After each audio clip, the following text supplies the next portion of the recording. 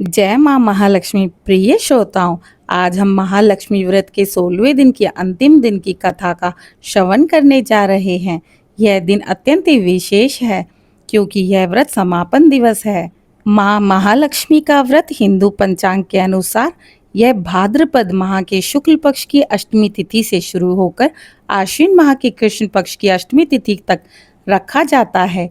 यह व्रत माता लक्ष्मी धन की देवी को समर्पित है। 16 दिन तक चलने वाले महालक्ष्मी पर्व का रविवार को समापन हो जाएगा। 16 दिनों के महालक्ष्मी व्रत का समापन आश्विन मास की अष्टमी तिथि के दिन होता है। तो इसे गजा लक्ष्मी के नाम से भी पुकारते हैं क्योंकि इसमें गज पर बैठी माता लक्ष्मी की पूजा का विधान है।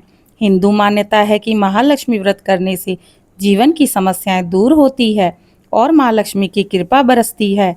महालक्ष्मी व्रत के समापन के दिन माता लक्ष्मी को तरह तरह के पकवानों का भोग लगाया जाता है।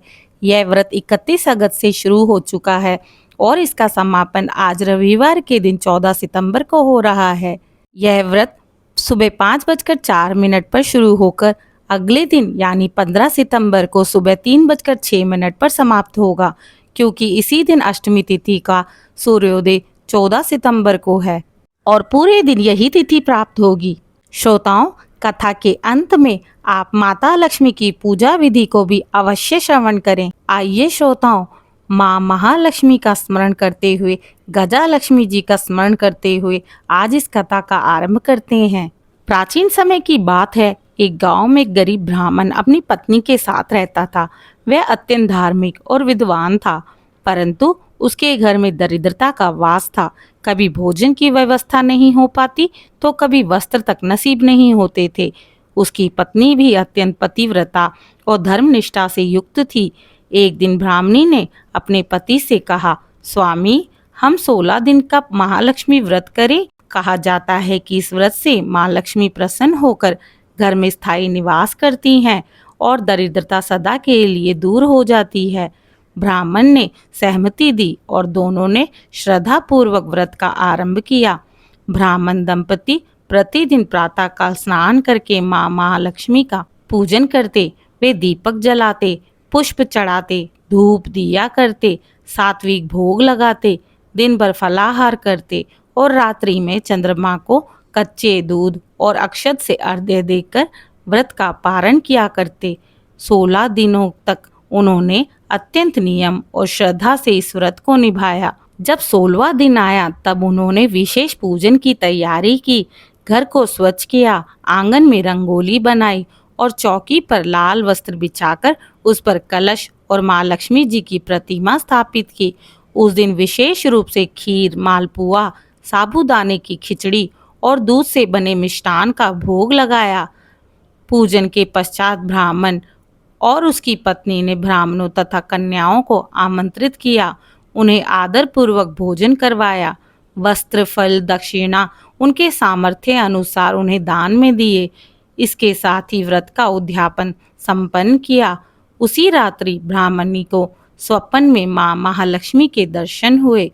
माँ महालक्ष्मी ने ब्राह्मणी से कहा, पुत्री, तुम्हारी श्रद्धा और निष्ठा से मैं अत्यंत ही प्रसन्न हूँ।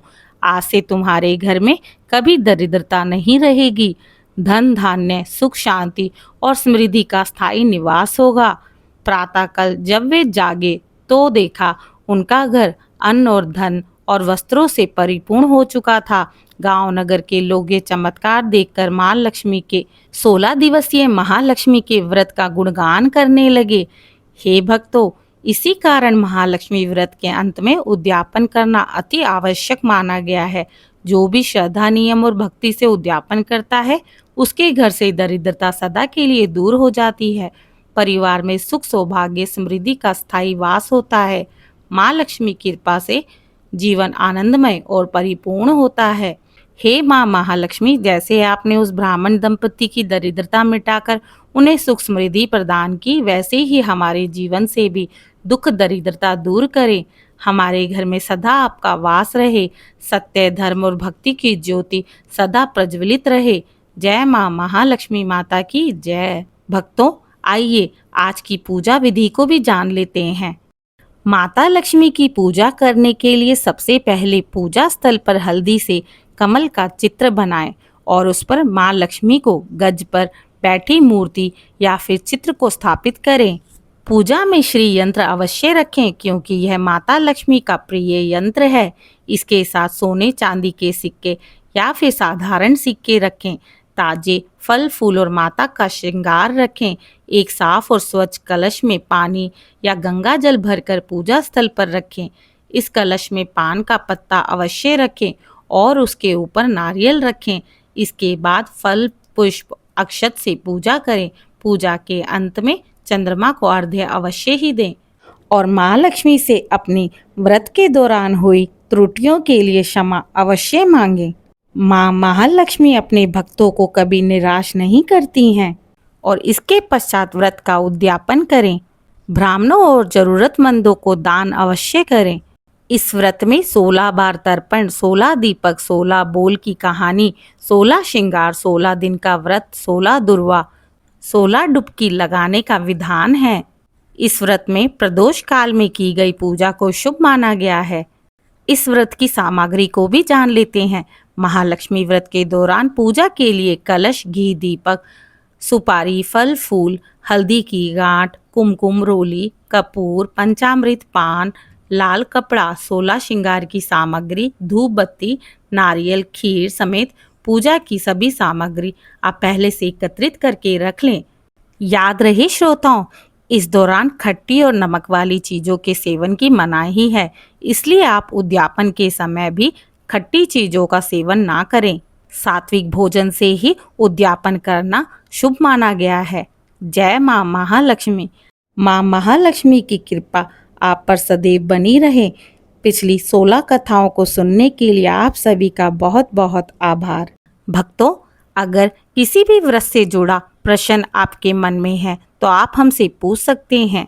इसी प्रकार की और भी धार्मिक कथाएं और आध्यात्मिक कथाएं और ज्ञानवर्धक जानकारी को जानने के लिए इस चैनल को लाइक, शेयर, सब्सक्राइब करें। कमेंट में जय माँ महालक्ष्मी अवश्य लिखें।